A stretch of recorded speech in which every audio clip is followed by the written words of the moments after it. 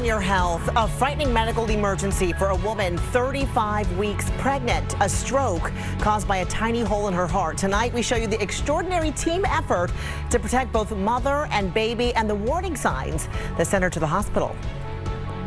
It's healing slowly. 5 days after bringing home baby Lucas, it's Ashley Giasulo who's back at the doctor's office. I've been feeling really good. Her recent visit was anything but routine. At 35 weeks pregnant, she had a stroke. I woke up and I had the worst headache that I've had in my entire life. And it's when I went to go look at my phone that I realized that I couldn't read anything. Ashley's husband, a firefighter, checked her vitals. They looked normal, but her symptoms didn't. She went to the emergency room and was transferred to Tufts Medical Center. I want to make sure I'm okay. I want to make sure, the baby is okay too. Doctors discovered Ashley suffered a stroke on the left side of her brain, but treating it wouldn't be easy.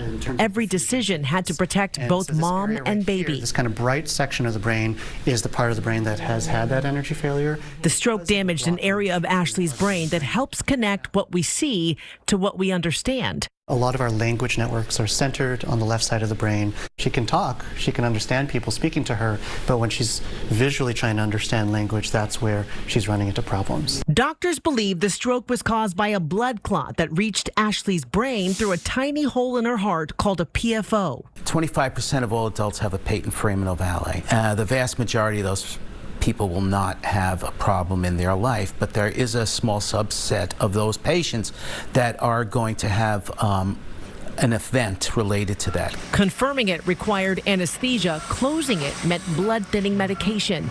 Both carry risks during late pregnancy. I definitely lost sleep on this, on her behalf, just trying to figure out what's the best way to navigate through this. It took a team of specialists across the hospital, from neurology to cardiology to labor and delivery and more, all teaming up to build a single plan for Ashley and her unborn baby. Once we were in there, we could get a real good look at her heart. And that's when you saw it? That's when we saw it. We said, we know this, and we just easily closed it. The procedure took about 20 minutes, and there were no complications. 2 weeks later, baby Lucas arrived, healthy, happy, and keeping mom and dad on their toes. She's healthy, he's healthy. That's really all that matters. When you think of, just the hard times that we went through in the past month, it's, you take a look at him and it's all worth it.